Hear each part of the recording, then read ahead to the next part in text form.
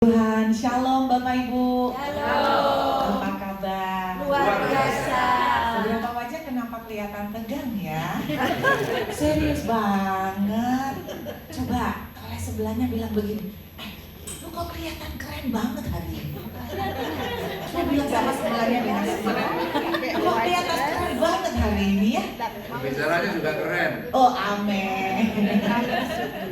Tadi saya bilang sama Pak Gembala, kok kayak ABG sudah lama. Nah, itu jawaban yang mantap. Jadi kalau saudara dibilang, lu kok kelihatan keren hari ini, harusnya jawab saudara tuh gini, baru tahu. Amin saudara. Ya, saya dikasih satu tema tentang hati Bapak nih ya. Saya mau ajak melihat ayat pertama kita dalam kitab Ayub, saudara. Ayub pasal yang ke-42. Ayub pasal 42 ayat yang ke-5. Ayub pasal 42 ayat yang ke-5. Bapak Ibu bawa Alkitab. Ya, hari ini saya pengen sharing simple saja. Ayub pasal 42 ayat yang ke-5. Hanya dari kata orang saja aku mendengar tentang engkau. Tetapi sekarang mataku sendiri memandang engkau. Amin. Amin. Sangat aneh mengingat Ayub sudah puluhan tahun jadi pengikut Tuhan. Bahkan Ayub pasal 1 menceritakan tidak ada orang yang sangat saleh seperti Ayub. Saking salehnya sampai Tuhan memuji Ayub di depan para iblis-iblis. Saya tidak tahu apakah Tuhan memuji saudara dan saya di depan setan, tapi mending tidak usah ya. Soalnya kalau dipuji gawat saudara ya. Kalau dipuji di depan setan-setan gawat nih kayak Ayub nih. Saudara, Alkitab menuliskan di Ayub pasal 1, orang ini takut akan Tuhan. Setiap hari membuat mesbah untuk memastikan jangan sampai anak-anaknya ini ada yang bikin salah sama Tuhan. Begitu yang dilakukan oleh Ayub, saking dia begitu takut akan Tuhan. Tetapi di ayat 5, di akhir dari segala cerita Ayub yang panjang, Ayub mengakhiri dengan kata-kata begini, hanya dari kata orang saja selama ini aku ngerti tentang Tuhan. Nah, berarti selama puluhan tahun dia ngikut Tuhan. Berarti dia tidak mengerti tentang Tuhan. Cuman dengar dari khotbah, cuman mendengar dari orang lain. Tetapi aneh bahwa Ayub bilang, baru kali ini aku mataku sendiri memandang kepadamu. Tidak jaminan Bapak Ibu kita bisa Kristen puluhan tahun. Bahkan kita bisa lulus sekolah Alkitab sampai doktor sekalipun, tidak jaminan ternyata sedalam apapun, sehebat apapun ilmu teologi seseorang, ternyata belum tentu dia mengenal Tuhan, mengerti Tuhan. Tahun 2005 saya sempat murtad. Saya menerima Tuhan Yesus sebagai Tuhan dan Juru Selamat, lalu dibaptis tahun 91. Lalu tahun 2005 saya sempat meninggalkan Tuhan. Untungnya nggak lama-lama, 6 bulan saya betul-betul, apapun istilah saudara, saya tidak mau menyebut nama Tuhan. Saya tidak mau berdoa kepada Tuhan Yesus. Saya buang Alkitab. Saya tidak mau buka Alkitab. Saya begitu kecewa dengan Tuhan. Sampai di ujung, di puncak-puncak stresnya waktu itu, saya sampai mohon permisi bicara. Saya sampai memaki Tuhan. Jadi resek banget lah saudara. Kenapa tahun 2005 saya saking suntuknya, saya bukan bilang tidak Tuhan-Tuhanan lagi, tapi saya sampai memaki Tuhan. untuk pertama kali setelah sekian tahun, dulu sebelum bertobat, saya biasa suka memaki-maki. Kebun binatang keluar. Dulu. Karena teman-teman saya orang geng, gini-gini kelihatannya kalem tapi temennya orang geng. Jadi suka maki. Apalagi orang Surabaya. Ada bahasa kebangsaannya Surabaya kalau makian. Itu saya sering tuh, itu udah biasa dulu. Setelah bertobat terima Tuhan, saya betul-betul berhenti, nggak pernah lagi keluar kata-kata seperti itu. Dan untuk pertama kali sejak itu tahun 2005 keluar lagi kata-kata makian Surabaya, makian seluruh kebun binatang ke Tuhan Yesus. Kenapa? Di tahun 2005 saya mencapai titik terendah dari kehidupan saya. Kondisi ekonomi kami hancur, keuangan kami hancur. Saya punya anak 2, masih bayi yang kecil. Saya betul-betul mengalami sampai kita nggak punya uang untuk beli susu.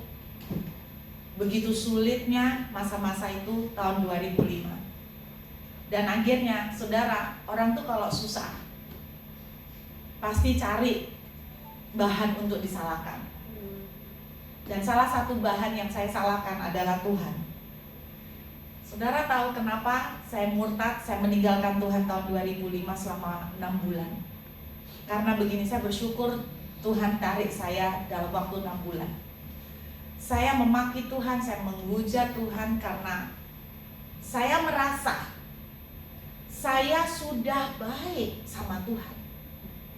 Saya sudah pelayanan. Saudara, kalau Anda tahu, waktu tahun-tahun itu tidak ada orang segetol saya pelayanan.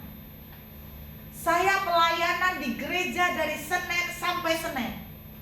Semua bidang pelayanan saya ambil. Saya ingin menyenangkan Tuhan. Saya ingin membuat hati Tuhan terkesan. Saya pelayanan gila-gilaan, militan, radikal. Sampai pada titik tertentu ketika keuangan kami hancur, saya ngomong begini sama Tuhan, buat apa saya pelayanan susah-susah? Aku loh sudah pelayanan, ternyata Tuhan loh gak tolong saya. Ternyata Tuhan loh cek tega-teganya sama saya. Berapa banyak saudara pernah lakukan ini? Bahwa ketika doa saudara tidak dijawab, ketika kondisi saudara sedang susah, saudara menyalahkan Tuhan dan saudara bilang begini, aku loh sudah memberikan perpuluhan. Aku loh Tuhan, orang lain asik-asik santai-santai, aku udah menyerahkan waktuku untuk melayani Kau. Mana? Buktinya doanya tidak Kau jawab. Siapa yang pernah seperti itu? Mungkin tidak separah saya, lebih sederhana dari saya. Ada? Oh, banyak juga ya. Oh, haleluya. Bahkan mungkin ada di antara saudara, sebetulnya itu aku Bu hari ini Bu. Saudara, itu yang saya alami tahun 2005. Saya merasa saya sudah memberi banyak buat Tuhan. Tapi apa yang Tuhan kasih buat saya? Tuhan tidak tolong ekonomi keluarga saya. Saya punya 2 anak. Kata-kata yang keluar dari mulut saya adalah begini, Tuhan jahat, Tuhan tidak adil, Tuhan tidak menolong saya. Tuhan malah menjawab doa orang yang tidak pelayanan. Yang pelayanan tidak dijawab. Tuhan malah menjawab doa orang yang jarang berdoa. Orang yang getol, radikal, militan kayak saya, nggak dijawab, nggak ditolong, hancur. Tuhan tidak fair. Tahun 2005 saya tidak mau sentuh Alkitab. Saya sudah sekolah Alkitab itu, sudah lulus S2. Saya sudah dapat gelar Master of Theology. Wah, iya kan? Tapi ngomong begitu saudara, itu sebabnya tidak heran kalau Ayub juga mengalami seperti itu. Saudara, kenapa itu terjadi? Karena lingkungan kita yang mendidik kita seperti itu. Maksudnya gimana? Di dalam lingkungan kita, sejak kita lahir, kita ini selalu terbentuk dengan pola pikir begini. Kalau gue baik, harusnya lu balas baik. Kan gitu toh? Makanya tidak jarang juga di keluarga kan gini, di sekolah semuanya. Lu bagus nilainya, lu dapat reward. Kalau lu bagus nilainya, lu nggak dapat reward, itu not fair. Itu kan nilai yang value yang ada di lingkungan kita, betul kan? Di kalangan orang tua sama anak tidak jarang itu juga diperlakukan seperti itu. Lu baik, makanya papa bangga sama kamu, mama bangga sama kamu. Lu nggak baik, lu bukan anak mama papa, lu anak tetangga lu. Lu baik itu anaknya mama papa. Itu konsep yang sudah terbentuk dari sejak kita kecil, saudara. Di Alkitab sendiri udah banyak contoh-contoh. Salah satu contohnya, Anda ingat ketika Tuhan memilih Daud, Nabi Samuel datang. Apa yang dilakukan oleh Nabi Samuel? Langsung dia berpikir anak pertama ini pasti yang dipilih Tuhan. Kenapa anak pertama yang dipilih Tuhan? Karena perawaannya gede, cocok jadi leader. Itu nilai yang selalu ada di tengah-tengah kita. Itu yang selalu kita pakai dalam kehidupan kita sehari-hari, betul nggak? Lu cocok jadi begini, karena lu begini, karena lu baik begini. Jadi ada pamrihnya, ada timbal baliknya. Itu nilai yang saya anut juga. Dan mau tidak mau ketika terima Tuhan, nilai itu yang saya pakai untuk menilai Tuhan. Sama. Dan ternyata itu membuat saya menyakitkan dan membuat saya menderita. Saya mau tunjukkan satu cerita di Alkitab. Coba saudara buka terlebih dahulu Matius pasal yang ke-15. Matius pasal yang ke-15 ayat yang ke-21 22. Kita lihat dulu. Saudara pasti tidak asing dengan cerita ini. Lalu Yesus pergi dari situ dan menyingkir ke daerah Tirus dan Sidon. Maka datanglah seorang perempuan Kanaan dari daerah itu dan berseru, "Kasihanilah aku ya Tuhan, anak Daud. Karena anakku perempuan kerasukan setan dan sangat menderita." Ayat 23 menjawab begini, tetapi Yesus sama sekali tidak menjawab. Saudara, banyak pengkhotbah membahas di ayat yang ke-24 sampai selesai dan membahas tentang iman dari perempuan ini. Tapi saya mau membahas kepada saudara di ayat yang ke-22 dan 23. Perempuan Kanaan ini datang ke Yesus ngomong begini, "Yesus anak Daud, kasihanilah aku." Yesus sama sekali tidak menjawab. Saudara tahu kenapa Yesus tidak menjawab? Perempuan Kanaan ini, orang kafir kan, buat mereka kan orang asing ya. Perempuan Kanaan ini, cara berdoanya, dia imitate, mengcopy caranya orang Yahudi. Karena di dalam Matius 22 dijelaskan begini, di kalangan orang Yahudi, mereka mengakui, mereka percaya kalau Mesias yang akan datang adalah dari keturunan Daud. Di kalangan orang Yahudi, mereka percaya Mesias yang akan datang itu datang dari keturunan Daud, anak Daud. Nah, wanita Kanaan ini kan bukan orang Yahudi, orang kafir.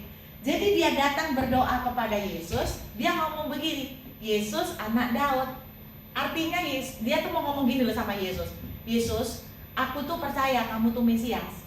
Nah, perempuan ini meniru doa yang dilakukan oleh orang-orang Yahudi. "Ya Tuhan, anak Daud, Mesias anak Daud." Jadi itu adalah tipikal liturgi yang dilakukan oleh orang-orang Yahudi.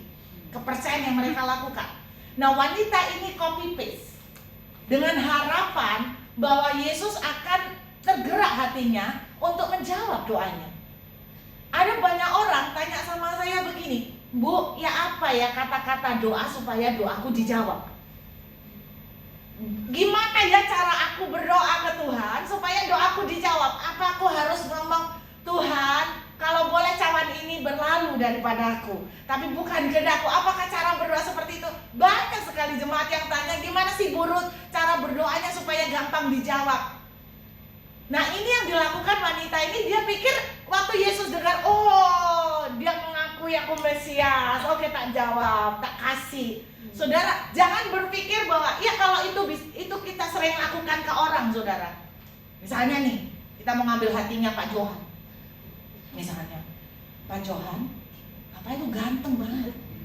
Nah, saya berdoa, saya berharap dengan saya ngomong kegantengannya, dia akan traktir saya, gitu kan, dia akan tolong saya, gitu kan.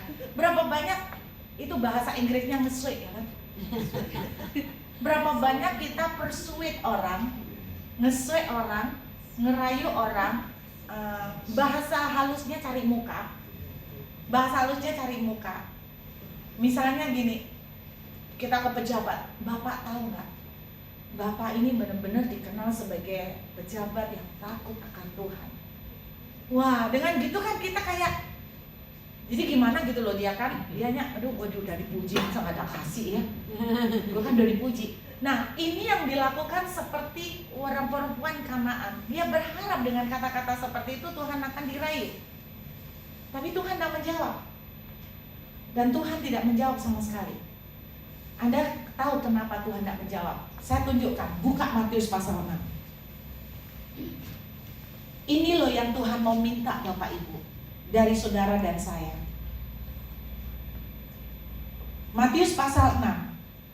Kita lihat ayat yang ke-7.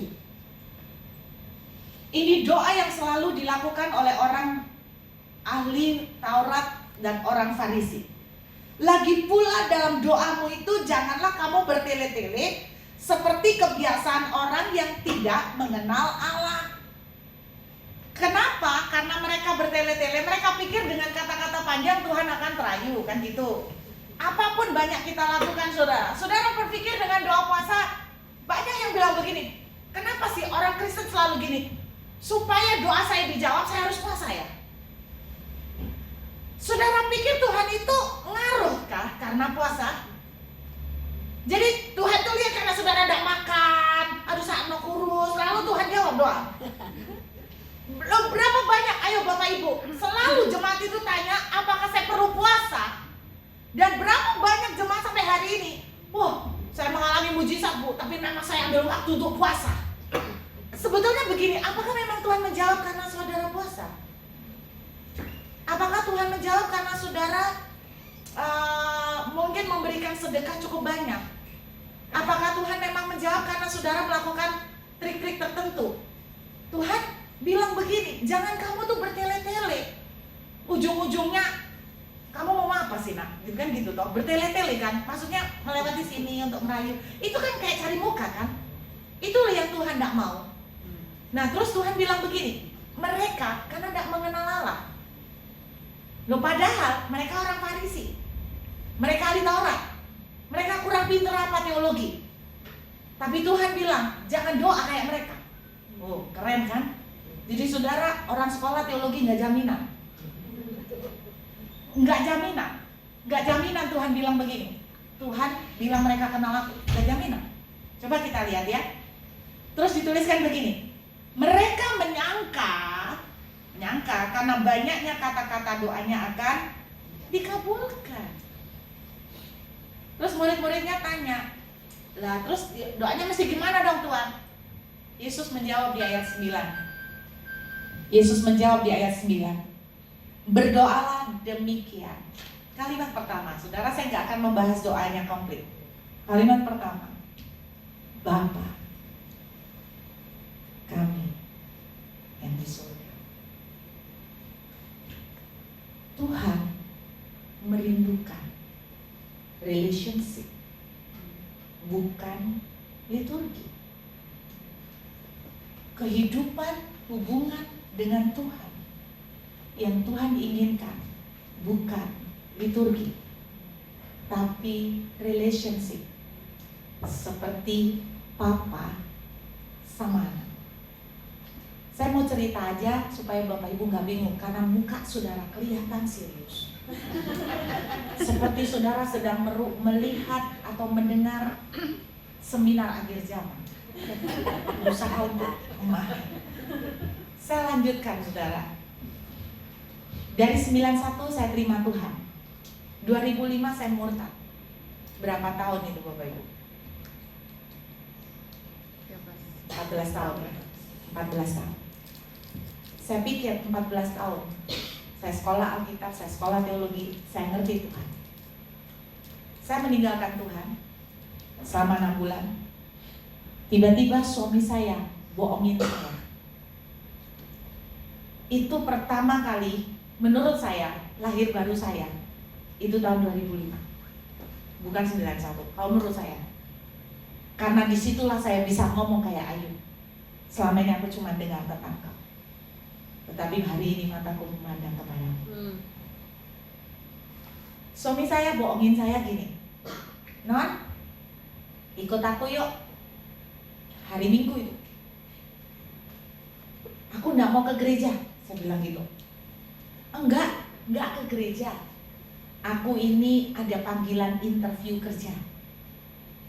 Tapi dia memang bohong. Berdosa enggak ya gitu ya? Tapi kalau dia enggak bohongin saya enggak ikut. Temenin Non. Di mana interviewnya? Dia bilang di Wisma Tiara. Di Surabaya Bapak Ibu ada gedung. Nah, Pak Johan pasti hafal nih. Gedung Wisma Tiara itu bukan gedung gereja. Itu gedung perkantoran. Jadi saya pikir, oh ya memang dia diundang interview di kantor. Cuman saya herannya, loh kok interviewnya Minggu sih? Nggak ada hari lain tak interview. Mereka justru karena tidak ada hari lain, mereka terpaksa Minggu itu interview. Oh iya, ya aku ya aja. Yang penting dapat kerja. Wong lagi susah Bapak Ibu, nggak ada kerjaan selama berapa tahun loh, susah. Terus akhirnya saya masuk ke gedung Wisma Tiara. Nggak ada yang tahu, mau kantor langsung naik lift. Sepi, kok sepi loh. Ada di atas, dibawalah ke atas. Ternyata gereja nyewa perkantoran. Luar biasa kan? Jadi itu ada satu ruangan yang rada gede, disulap jadi gereja. Saya baru tahu ada gereja di gedung perkantoran. Zaman itu belum ada Bapak Ibu, belum kayak sekarang di mana gereja di mall. Zaman itu belum. Terus akhirnya saya masuk, loh kok nyanyi-nyanyi? Kok gereja ini kamu bohongin aku? Ayo pulang. Suami saya jawab gini, sebelum interview aku mau berdoa dulu. Kamu bujukin aku ya, mana interview nih? Kita doa dulu. Aku nggak mau. Ayo kau pulang. Tahu jawaban suami saya? Pulang mau dewe. Nah saya kan naik motor. Maksudnya naik motor tuh saya yang dibonceng. Saya kan nggak bisa motor. Ya wis aku minta duit. Aku naik bemo. Gak ada duit aku. Ya wis lu jalan kok. Pikir jahat banget aku disuruh pulang jalan. Akhirnya sambil cemberut, ngomel-ngomel, saya terpaksa masuk. Diluk lo ya? Ya diluk ya apa ya, sampai buyar. Baru masuk diluk, ya sampai selesai. Saudara tahu, saya milih duduk paling belakang. Jadi itu 2 kolom. Satu kolom ini ada sekitar 10 kursi, 10 sampai 15 kursi. Saya duduk paling belakang. Terus di tengah-tengahnya. Pendetanya khotbah. Saya baru tahu itu pendeta khotbah. Dalam hati saya bilang, ngerti kabeh. Tahu ceritanya. Pasti dia mau ngomong begini kan. Terus beneran, ya kan, bener. Udah bisa tak tebak, wong aku yo pinter kok. Jadi saya bener-bener sinis. Nggak mau ngeliat sana teman-teman. Belum pakai handphone. Terus kemudian khotbah selesai. Jadi sepanjang khotbah saya ngeritikin itu pendeta di dalam hati. Terus sesekali ngomong, mau khotbahnya lu aku ngerti kabeh. Baik, bawa ke sini. Sedih, jangan lagi. Kamu yang maksa aku ngomong. Pendeta khotbah selesai. Terus dia turun dari panggung. Dia bawa mic. Saya tahu gelagat ini. Ya pasti mau doakan orang. Tapi di gereja itu ada kebiasaan, ada satu orang yang follow pendeta ini bawa Walkman recording. Baru kali itu saya tahu bawa recording. Oh, saya ngerti nih. Ini mau prophetic, nubuatan. Terus dalam hati, mantap. Saya tunduk di belakang, nyimpet. Kan orang-orang, jangan kesini, jangan kesini. Dia jalan terus. Aduh, jangan kesini. Aduh, kok keras. Belakang, aduh, jangan kesini. Jangan kesini. Kok gak belok-belok dia? Jangan kesini. Saudara, saya takut. Kalau dulu seneng kalau ada yang nubuatin. Lama 14 tahun ikut Tuhan, gak ada yang nubuatin. Kepingin banget dinubuatin, gak pernah ada. Dulu. Tapi hari itu gak kepingin. Kenapa? Karena kan lagi murtad. Terus kalau dia bawa mic, bawa tukang rekaman, saudara kan tahu artinya. Bakalan dipermalukan dong. Saya kan lagi in the lowest moment. Jadi gak ada bagusnya yang diomongkan. Coba kalau dia tiba-tiba nubuatan, hai orang murtad, agak. Itu kan membuka aib. Makanya saya bilang, tapi seperti kata firman, apa yang kamu takutkan, itulah yang terjadi. Dia berdiri di barisan, saya duduk belakang sendiri loh, dia jauh loh, dari depan ke belakang tuh panjang loh Bapak Ibu, sungguhan panjang loh, itu 400 jemaat kok. Aduh. Oh mungkin dia mau taci-taci yang arah luar. Ini taci gede-gede loh. Dia belani nih. Melangkah, permisi. Oh no. Oh mungkin sebelahku nih. No. Tiba-tiba dia berhenti persis di sana. Seluruh badan saya lemes Bapak Ibu. Celaka. Langsung tangannya gini maklum. Kepala saya, bukan suami saya. Saya. Aduh. Oh ya wes, tambah mantep saya. Ini pertama dan terakhir. Tidak akan pernah saya datang ke gereja ini karena malu saya. Ya sudahlah, pasrah saya dipermalukan hari itu. Tidak pernah menyangka bahwa itu akan menjadi gereja di mana saya berjemaat sampai hari ini. Haleluya. Di tahun 2005, gembalanya menjadi papa rohani buat saya sampai hari ini. Saudara, tumpang tangan. Anda tahu kata-katanya begini. Hai anakku, aku tahu hidupmu susah. Nggak ngaruh. Kenapa? Nggak nangis. Kenapa? Bu, Pak, muka saya dari zaman kuliah, orang selalu bilang begini, kamu lagi susah apa?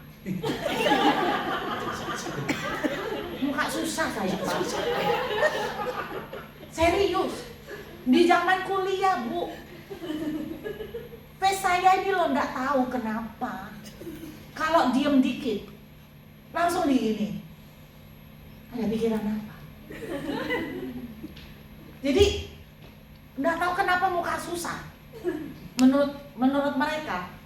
Makanya waktu pendeta ini ngomong, aku tahu hidupmu susah. Dalam hati saya bilang gini, teman kuliah gue juga semua ngomong begini kok. Walaupun gue udah susah, mereka selalu tanya, lu lagi susah apa? Sampai gue mikir gini, kenapa ya muka aku kok dibilang susah? Belakangan baru saya tahu. Muka saya ini, wajah saya, bone face, itu beda sama wajah-wajah bundar kayak Bu Erni. Nah, Bu Erni ini muka happy. Saya baru ngerti kenapa orang Chinese kan bilang begini, oh itu orang mukanya hoki. Muka saya bukan termasuk muka hoki. Saya pernah dibaca ini garis tangan. Yang baca garis tangan ngomong begini sama saya, aduh Me, aduh, kenapa Su? Aduh Me, ampun Me, cek terus loh. Namanya buah ayam, cek. Kenapa Su? Jangan bikin takut. Aduh Me, hidupmu ini susah. Kamu ini orangnya susah, gitu loh. Garis tangan pun mengatakan aku orang susah. Serius. Saya baru ngerti kenapa muka saya tuh dibilang orang susah, Bapak Ibu. Karena muka model gini, lonjong. Kenapa orang-orang Cina ada bilang muka hoki? Coba perhatiin yang dibilang muka hoki. Rata-rata bundar. Jarang yang lonjong kayak saya. Bu Mega ini termasuk muka hoki. Kalau menurut orang Chinese, emak-emak kalau nyari mantu kan cari yang mukanya hoki. Itu karena bundar. Usut-usut kenapa ya orang yang wajahnya bundar yang dibilang hoki? Karena coba Anda lihat wajah yang bundar. Mereka nggak senyum udah kayak senyum. Mereka nggak mandi udah kayak tok seger. Coba orang kayak saya, Anda nggak senyum, diem dikit langsung dipikir sumpah loh. Ngerti saya. Jadi yang dibilang hoki itu muka bundar-bundar. Bener. Makanya saya tuh di kalangan jemaat bahaya. Kalau duduk, pendeta kan datang, duduk depan, terus diem. Mereka kan mikir, kok pendetanya sumpah ya? Gimana mau khotbah pendetanya sumpah? Jadi saya kemana-mana tuh harus walaupun fake sih, walaupun senyumnya palsu. Kalau enggak dipikir gue sumpah banyak beban hidup loh. Serius Bapak Ibu. Jadi pendeta ini ngomong, anakku, aku tahu hidupmu susah. Langsung. Nggak lihat dia tapi di bawah. Terus dia ngomong begini, aku tahu hari ini kamu kecewa sama aku. Tambah lama, tambah jahat omongannya. Akhirnya saya nggak bisa sinis. Dan aku tahu kamu kecewa sama keluarga, sama mama kamu. Saudara, itu titik terendah di mana waktu itu saya baru melahirkan anak kedua. Mama saya telepon minta rumah saya dijual untuk bantu dia nutup hutang. Waktu tahun itu hutang mama saya 8 miliar. Mama saya bilang, tolong mama, harga rumah ini loh 150 juta. Buat bayar hutang itu bunganya tok aja nggak nutupin. Tapi minimal mama nggak dikejar-kejar. Jualan. Aku kalau jual tinggal di mana mah? Urusan nanti. Yang penting tolong dulu mama. Gak bisa mah. Aku ini punya anak 2, si kecil. Aku mau kemana? Kurang ajar kamu ya. Anak putha. Tahu gitu lahir tak gedes. Tahu digedes. Pencet. Tahu gitu tak lahir nyesel mama punya anak kayak kamu Put. Kurang ajar. Sudah tahu mamanya susah. Wah, dalam sehari telepon sama saya, anak kurang ajar Put, kamu tuh pakai hitung-hitungan. Saudara, itu titik terendah saya. Saya sudah kecewa, pahit hati sama mama saya, sampai saya waktu itu mau ambil, sudah